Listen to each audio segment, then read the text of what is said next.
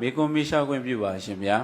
တက်တက်လွတ်စားခြင်းဟာနတ်များရဲ့ချစ်ခင်မှုရနိုင်ပါသလားရှင်ဗျာအဲ့ဒါကတော့လေသူကမေတ္တာတရားနဲ့ဆိုင်တာပေါ့နော်မေတ္တာတရားနဲ့ဆိုင်တယ်အဲ့တော့မေတ္တာရှိတဲ့ပုဂ္ဂိုလ်ဆိုရင်တော့နတ်တွေကသဘောကျတာပေါ့နော်သူတို့လည်းမေတ္တာရတယ်လေအဲ့တော့တက်တက်လွတ်စားခြင်းမစားခြင်းနဲ့တော့အဓိကတော့မကြအောင်မေတ္တာနဲ့ဆိုင်တယ်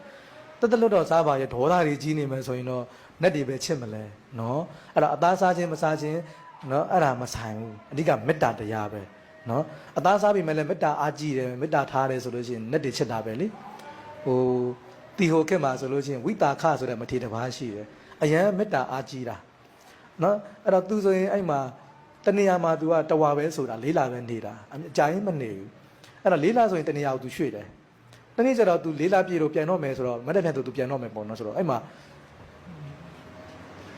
တစ်ပင်ဆောင်တဲ့တယောက်ကအဲ့မှာငိုးနေတာအဲ့တော့ဘုန်းကြီးကဟဲ့ဒီနားမှာလူလည်းမရှိဘူးဘယ်သူများငိုနေလဲပေါ့ဆိုတော့ကြည့်တော့နတ်ဖြစ်နေတာဘာလို့ငိုနေတာလဲဆိုတော့အရှင်ဘုရားကမနဲ့ပြန်သူပြန်ကြတော့မှလေတဲ့အရှင်ဘုရားသွားမယ်ဆိုတော့တဲ့တပည့်တို့နတ်တွေမေတ္တာမရတော့ဘူးတဲ့ငါဒီမှာနေမနေမင်းတို့ဘယ်လိုအကျိုးရှိလဲဆိုတော့အရှင်ဘုရားကမေတ္တာအားကြီးတယ်မေတ္တာတွေပို့တယ်တဲ့အဲ့တော့အရှင်ဘုရားရဲ့မေတ္တာကြောင့်တပည့်တို့ဒီတောထဲမှာရှိတဲ့နတ်တွေကအယမ်းစီးလုံးကြတယ်အယမ်းညီညွတ်ကြတယ်တဲ့ရံမဖြစ်ကြဘူးတဲ့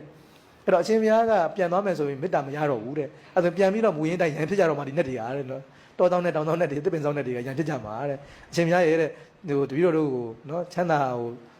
ညီညွတ်အောင်အတွက်အရှင်ဘုရားမှာသတင်းသုံးပေးပါအောင်ဆိုတော့ဘုန်းကြီးအဲ့မှာနောက်ထပ်၄လထပ်နေရတယ်၄လပြည့်တော့လည်းနက်ကထပ်ငိုပြန်ရောအဲ့နဲ့ဘုန်းကြီးပြန်မယ်ပြင်နက်ကငိုရင်းနဲ့အဲ့လိုနဲ့ဘုန်းကြီးအဲ့မှာပြိဋိဘံဆိုင်ရတယ်မသွားတော့ဘုန်းကြီးကနတ်တွေရဲ့နော်ချစ်ခင်မှုစောင့်ရှောက်မှုပြောပြတာဆိုတော့မေတ္တာရရှိတာပြောလားအဲ့ဒီဘုန်းကြီးတတ်တယ်လို့မစားပါဘူးနော်ဆိုလိုတာကိုပြောတာတတ်တယ်လို့စားခြင်းမစားခြင်းကအဓိကမဟုတ်မေတ္တာတရားကြောင့်နတ်တရားချက်တာပါလို့နော်